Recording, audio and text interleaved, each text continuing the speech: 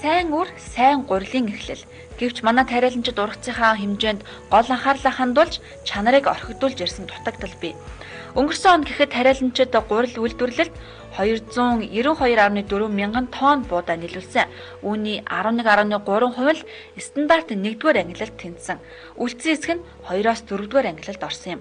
За тиймээс цаашдаа гурил үйлдвэрлэлд нийлүүлсэн хүнсний улаан будаан чанарыг сайжруулах зорилгоор нийлүүлсэн бүтээгдэхүүний чанар стандарттай нь уялдуулж мөнгө урамшууллын хэмжээг тогтоож байх бодлогыг баримтлахааруулжээ.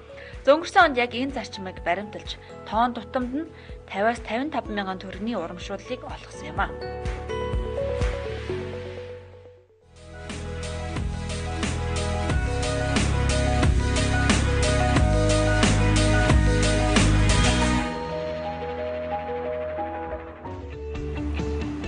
За Улаанбаатарын тариалт ерөнхийдөө дуусах шатандаа орсон бол төмс хүнсний ногооны тариалт 13% үргэлжилж байна. Энэ жил 23.6 мянган гад төмс хүнсний ногоо тариалгаар төлөвлөсөн байгаа юм. За тариалангийн салбарын хамгийн хүн хүч шаарддаг салбар нь төмс хүнсний ногооны салбар байдаг. За тиймээс тариаланчид маань дангаараа биш хоршоо нөхөрлөл бүлгийн бүтцээр ажиллах нь зөв гарч болдгоо. Ерөнхий сайдын танилцсан Орхон аймгийн Жаргалан сумын хангал ногоочдын бүлэгмэн засгийн газрын захиралгаар Швейцарын хөгжлийн агентлагаас 5 сая швейцар франкийн санхүүжилт авч чадсан. За энэ бол бүлэгмээр ажиллах нь санхүүжилт олж авах бүрэн боломж байдгийн нэг жишээ юм а. Одоо энэ бүлэгт 16 өрх хамрагдаж 40 гаруй га эргэлтийн талбай төмс хүнсний ногоо тариалж байна.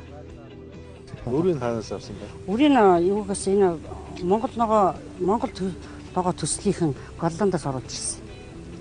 Манайх бас Монгол ногоо төслийн нэг салбар нь авах гэж Жаргалан сумын. Тэгээд манайхаа амрагч ажилладаг. Тэгээд Монгол ногоо төслөөс бас туслан зөвлөг үзүүлэх гэж өрийг нэгсэн жураар бидэд өгж байгаа. Бид нар нэгсэн жураар аваад энэ сумынхаа ногоош ацааж өгж байгаа. Бас нэг үн өмнөн дээр нь бас дамын өмнө орчихгүйгээр яг үнээр ацааж өгч байгаа. Одоо жижиг аврын тарахтар хэрэгтэй байна. Бид нэг одоо энэ Оросын тарахтрууд одоо бүр Явхаач байлаа, Сэлбигийн жолтгой байлаа. Бас их хүнд байна. Манай засгийн газар Оросын холбооны улс, Украин гэх мэтчлэн улсуудаас энэ эдгээр улсуудын хувьд бол энэ хөдөө аж ахуйн техник хангах хөрөмж талдаа бол маш одоо арин баялагын туршлагатай улсууд. Тийм учраас эдгээр улсуудаас хөнгөлөлтөө зээлэх хүрээнд энэ ногоочтой зориулсан техник тоногдох хөрөмжийг бол оруулж ирэхэд ярьж байгаа. Оруулж ирсэн тохиолдол бол яг тэр одоо зээлэх нөхцлөөр энэ тариалан эрхлэгч нартаа ногооч нартаа олгох юм бол эднэрт маань илүү их дэмжлэг тусцаа болох юм болцоо боломж бол бий. Хатрын 3 дугаар аяны хүрээнд энэ жил бас нэг онцлог нь бол хүнсний ногоо үйлдвэрлэлийг дэмжих бодлого баримжилж байгаа. Энэ чиглэлээр бол хүнсний ногоо үйлдвэрлэл эрхлэгчтэй өмнө нь олгодгүй байсан Улаанбаатарын тариалан эрхлэгчдэд олгодог байсан дэмжлэгийг олгож эхэлж байгаа. Шатхууны дэмжлэг, үр техник технологийн дэмжлэгүүдийг оруулж ирж байгаа. Оросын холбооны улсаас бид 10 сая долларын трактор комбайн хүнсний ногооны зориулалтад тоногдох хөрөмжүүдийг энэ 6 сард багтааж оруулж ирэх гэж байна. Үндээсээ бас бид хүнсний ногоо үйлдвэрлэл эрхлэгчтэй бас дэмжлэг үзүүлнэ гэж тооцоолж байгаа. За мөн худалдан авалтыг дэмжих гадаад зах зээлд гаргахад нь ч дэмжлэг үзүүлж байна. Тэгэхээр төрийн худалдан авалт хийчих боломж олгоцоо юу байдаг бол доо энэ жил тариаланчтай дайлангуй төмс хүнсний ногоо тариалж байгаа улсуудаа дэмжиж батлан хамгаалах яам, хөлийн цэрэг за одоо 20 хангуудын хоол үнсэнд дотооддоо тарьсан төмс хүнсний ногоогоо одоо хэрэглэх барих талаас нь төрийн худалдан авалтыг тэрлүү засгийн газраас чиглүүлж өгөх юм бол бас одоо бас энэ эргэх боломж олцоо байна гэж. Ер нь монголчуудад энэ судалдаа авалтыг төрийн алба байгууллага дайлангуяа Монголд үйлдвэрсэн бүтээгдэхүүн худалдаж аваа гэдэг юм чиглэл гарсан. Одоо бол бүх яг энэ чиглэлийн дагуу төрийн албаууд бол ажиллаж байгаа. Тэгээ Япон бол эрх намраас эхлээд Монголоос төмс судалж явна гэдэг илэрхийлсэн. Тэгэхээр манай хүнсний ногоо үйлдвэрлэгчдийн дундаа төмс тарьж байгаа тариаланчид бол борлуулалтын дээр үндсэндээ санаа зовох зөвлөгөө өгч ойлгох ганцхан чанарын асуудал. За одоогийн байдлаар Японы 2 компанид Монгол төмсний дээжийг авч судлаад стандартад нийцсэн гэсэн үнэлгээ өгсөн. Гэхдээ тариаланчид маань төмс хүнсний ногооны чанартай онцгой анхаарч хэрэглэгчдийн шаардлагад нийцсэн чанартай бүтээгдэхүүн гаргах ёстой гэдгийг загсан юм а. Бидний нэг одоо сая сэргэлэн сайд ч гэсэн хэлээд байх шиг байна. Нэг зүйл бол юу гэхээр нөгөө хэрэглэгчид тохирсон стандарттай бүтээгдэхүүн үйлдвэрлэх гэдэг асуудал ч хамгийн гол юм байна.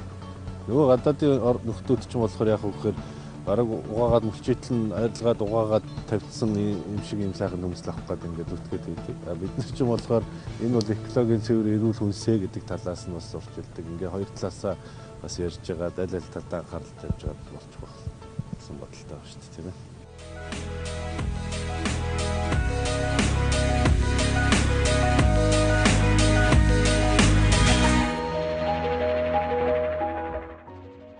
За Монгол улс 1959 онд Атар газрыг шинжлэх ухааны үндстэйгээр ашиглаж эхэлсэн. Тал газар тариа ургуулж хөдөлмөр бүтээлийн үр шимээр улс орноо дотоодын бүтээгдэхүүнээр хангаж эхэлсэн түүх эндээсэгтэй. За газар тариалан гэдэг бол жинхэнэ хөлсөө гаргаж хүртдэг хөдөлмөрийн талбар. Харин одоо энэ талбарт ажиллах залуу боловсон хүчнийг шинээр бэлтгэх зайлшгүй шаардлага тулгарч байгаа юм а. За болсон хүчний хувьд бол бас л хүндтэй. Энэ манай газар тариалангийн салбарын ер нь өөрсдийнхөө бор зүрхээр л одоо ажиллаж амьдарч байгаа. Анх бэлтгэгдсэн болсон хүчингүүд манаас нэлээд өндөр настай болсон. Энэ чиглэлээр бол бид бас энэ хөдөө аж ахуйн их сургууль, за гадаад дотоодын ихтэй сургуулиудад энэ хөдөө аж ахуйн салбарын мэргэжлийг болсон хүчин бэлтгэгчийг л онцгой анхаарч байна. Саяхан хятад бас айлчилсан. Хятад одоо бас мэргэжлийг болсон хүчний бэлтгэх хамтарч ажиллагаар болсон. Бидний хувьд бол одоо энэ газар тариалангийнхны хөндлөлттэй юм, жоохон асуудалтай юм. Одоо сүүлийн техникүүд ашиглаж байгаа учраас сайхан шинэ боловсон хүчин трактор техникч бэлтгэд бол одоо бас анхаарал зүйтэй гэж бодож байна. Би чинь 96-аас 90 орсон баг. Тэгээ 96-аас хойш 2-3 жилдээ арай техникт ороогүй. Дагалдан бай гэж бод. Тэгээд 98 оноос л ер нь техник ирж одоо 20 жил болж байна да. Манай аав ээж чинь бүгд дандаа энэ хуурс бүгд ирсэн. Бүгд л ерс тариа ганцаа тэрэлтээр эхэлсэн асуудал. Тэгэл залгамжлал шааргал явж байна да. Нэг одоо мэрэгжил сургалт үйлдвэрлэлийн төвийг ерөөсөө хөдөө аж ахуйн чиглэлийн одоо сургалтыг хийдэг. Тэрнийхэн тоног төхөөрөмж техник хэрэгслийн одоо хангаад өгчдөг. Нөгөө хэсэг нь одоо уул уурхайн чиглэлийн хийдэг одоо мэрэгжилтнийг бэлддэг. Тэрнийхэн тоног төхөөрөмж нь тэр мэрэгжлийн сургалт үйлдвэрлэлийн төвд нь байдаг гэдэг ч юм уу тийм. Тэгэхгүйгээр өнөөдөр яг мэрэгжлийн сургалт үйлдвэрлэлийн төв болгон л одоо өсчин тоогооч нарийн бовчин бэлдээд байх юм бол өнөөдөр яг шаардлагатай мэрэгжилтийн бэлтгэлийн болцоо боломж нэгдүгээр бас хомс болох гэдэг. Хоёрдугаарт яг үгээр бас сонирхлыг төрүүлэх, хөдөө аж ахуйд ажиллах сонирхлыг төрүүлэх асуудал. Хөдөө аж ахуйд ажиллах сонирхол гэдэг маань мэдээж одоо энэ хөдөө аж ахуйд ажиллаж байгаа хүнд өөрт нь одоо ямар хэмжээний одоо ашиг тус дэмжлэг тусалцаа ирэх юм гэдэг энэ зүйл дээр үндэслэн сонирхол юм бий болно шүү дээ. Тийм учраас яг үгээр хөдөө аж ахуйн чиглэлийн одоо үйл ажиллагаа эрхэлж байгаа энэ улсуудад дэмжлэг болох шийдвэрийг бол засгийн газраас гаргасан.